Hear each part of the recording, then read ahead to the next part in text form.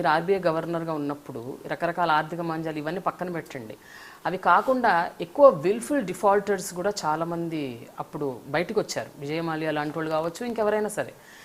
అంటే కావాలని అప్పులు తీసుకొని ఎగ్గొట్టేయడం, పారిపోవటం, అబ్స్కాండ్ అవ్వటం ఇలాంటివి చాలా చోటు చేసుకున్నాయి. అప్పుడు మీ మీద రకరకాల ఎలిగేషన్స్ కూడా వచ్చాయి. బ్యాంక్ ఆఫ్ మహారాష్ట్రలో జరిగిన ఒక పెద్ద హవాలా అవ్వచ్చు, లేకపోతే fraudulent measures, bank of Rajasthan sorry. So they was a case also put up against on that అనమాట. ఇలాంటివి చాలా జరిగాయి ఆ టైంలో. సో దీన్ని మీరు ఏ రకంగా అర్థం చేసుకుంటారు? అంటే అది మీరు హ్యాండిల్ చేయలేకపోయారా? మీకు కరెక్ట్ మానిటరింగ్ జరగలేదంటారా? సూపర్విజన్ జరగలేదా? Were you not able to identify ఏం జరిగింది అక్కడ? లేదండి, this is a problem in making. సడన్గా ఏదో ఎన్పిఎస్ పెరిగిపోయింది, ఒకరోజు ఎన్పిఎస్ తగ్గి ఇంకో రోజు పెరిగిపోయింది కాదు, గ్రాడ్యువల్గా పెరుగుతూ వచ్చాయి. ఇది చాలా కారణాల వల్ల జరిగింది. ఒకటేమో మనకి గ్లోబల్ ఫైనాన్షియల్ క్రైసిస్, తర్వాత యూరోజోన్ క్రైసిస్, దాని మూలంగా గ్రోత్ పడిపోవడం. ఎప్పుడైతే గ్రోత్ పడిపోతుందో బ్యాడ్ లోన్స్ పెరుగుతాయి, అది ఒక కారణం. రెండో కారణం ఏమిటి, మనం అప్పుడు ఏదో ఇన్ఫ్రాస్ట్రక్చర్కి పబ్లిక్ ప్రైవేట్ పార్ట్నర్షిప్ అని చెప్పేసి చాలామంది ప్రైవేట్ పార్టీని పెద్ద ఎత్తున ఇన్వెస్ట్మెంట్ కోసం ప్రయత్నించారు గవర్నమెంట్. చాలామంది ఇన్వెస్టర్స్ కూడా డబ్బు పెట్టడానికి వచ్చారు.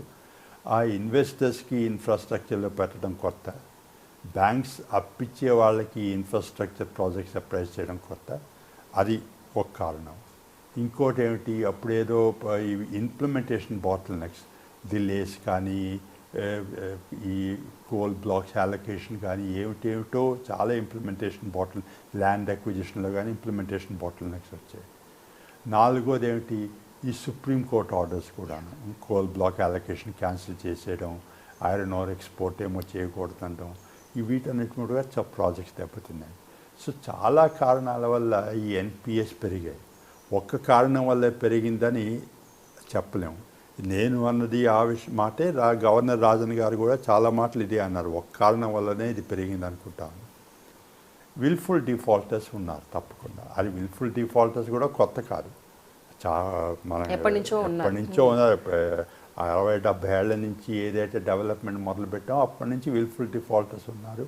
ఆ విల్ఫుల్ డిఫాల్టర్స్ ప్రాబ్లం ఈ మధ్యన పెరిగింది.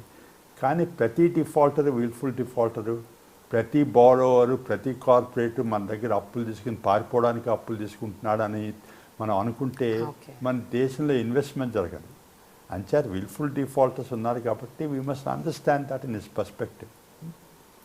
బట్ ఐడెంటిఫికేషన్లో ఎక్కడ లోపం జరిగిందని మీరు అనుకుంటున్నారు? ఎందుకంటే విల్ఫుల్ డిఫాల్టర్స్ మనం ఐడెంటిఫై చేయలేము, you are right about that. But at the same time కొంతకాలంలో పరిశీలిస్తూ ఉంటే ఇక్కడ ఏదో సంథింగ్ జరుగుతోంది, జరగకూడదు ఏదో జరగబోతోంది అని కనీసం అంత మీకున్న అనుభవం ద్వారా మీరు ఊహించలేకపోయారా? కొంత రెగ్యులేటరీ అంటే ఆ టైంలో ఊహించడానికి పరిస్థితులు ఏమండి. ఇప్పుడైతే బెనిఫిట్ ఆఫ్ హైండ్ సైట్ అంటాం ఇంగ్లీష్లో. ఇప్పుడు మనం వెనక్కి చూసి అప్పుడు మనకి తెలుసుంటే తెలియలేకపోయిందా అనుకుంటాం. కానీ when you're in real time it wasn't evident.